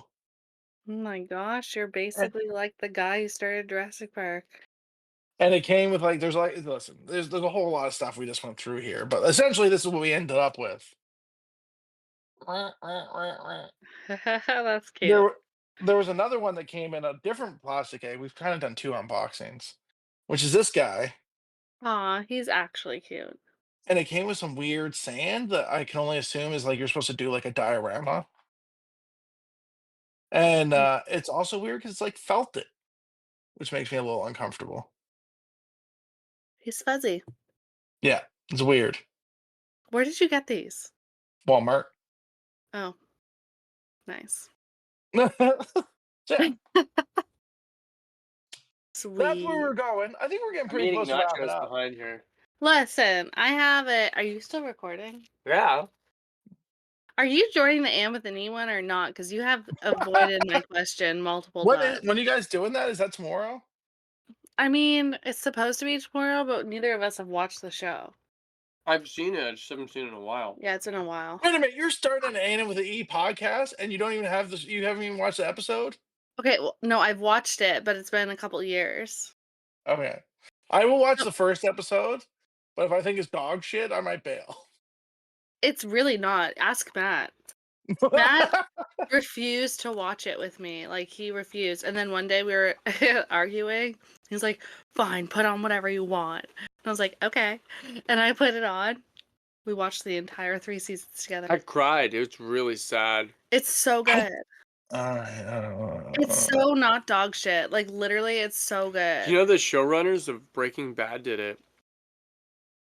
It's Alright. Breaking Bad, Anne of Green Gables style. Alright. Yeah, And you let know me know what? when you're... Not to spoil what the podcast is going to be talking about, but Probably Anne of Green Gables. one of the best parts of it is the cinematography. Yeah, well, I know that guy. Well, Well, no, like that guy did a bunch of the second unit stuff. Guy God, I worked for him. Matt can't hear me, but Guy Godfrey did a bunch of well, like it's just like the way that they use the that. camera to help elevated the story. It's so fucking good, man. All right, It's all so right. I'll good. give You're the really first derailing episode our a go Jurassic tonight. podcast. The first episode is a feature length, so it's like an hour and a half. Shit. No, it'll be great. It's so good. I'm gonna have to cut this out. It's, This is not dinosaur there's related. no way you guys are not. This episode's like 2 hours long. It's gonna be a special episode then. Yeah, and that no one is gonna listen to. Yeah, right. We'll listen to it. Henry will listen to it. Henry, if Poor you're Matt. listening, thank you for listening. I did ask before. I was like, should we do the unboxing thing? Like, do we have time for that? Matt's like, yeah. Sure. Jurassic Park. That's good.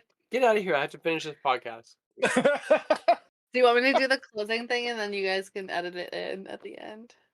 Sure. That's another episode of Slush Podcast. No. Make sure Give me the headphones. to subscribe on YouTube or on Apple Podcast, Spotify. Whoops, I just spit everywhere. Beat it. Instagram for updates. Okay, I'm going to Anyway, bed. Here you go. you're going to bed. Yeah, I'm going to bed. The thing's gonna die. Talk Anyway. about tangents. Soccer podcast. Yeah, right. I had to. Yeah. Anywho, I'll have to end it because Cora's leaving me, and she didn't even give me the cord for the baby monitor, and it's gonna die. Fascist. Yes, I have my phone. Anyways. If you have made it this long, you are the true G's, the true Dinos. We appreciate you. You can like and subscribe us in all the places for more content than just Jurassic Park. Hear about some kids, hear about some Ghostbusters, We're hear about Hamilton-y. Sully's exploits. This is probably the very first one in a long time that we haven't mentioned tentacle porn. But back. like, subscribe, Spotify, all the friggin' places you get podcasts. I'm not Sully. Goodbye.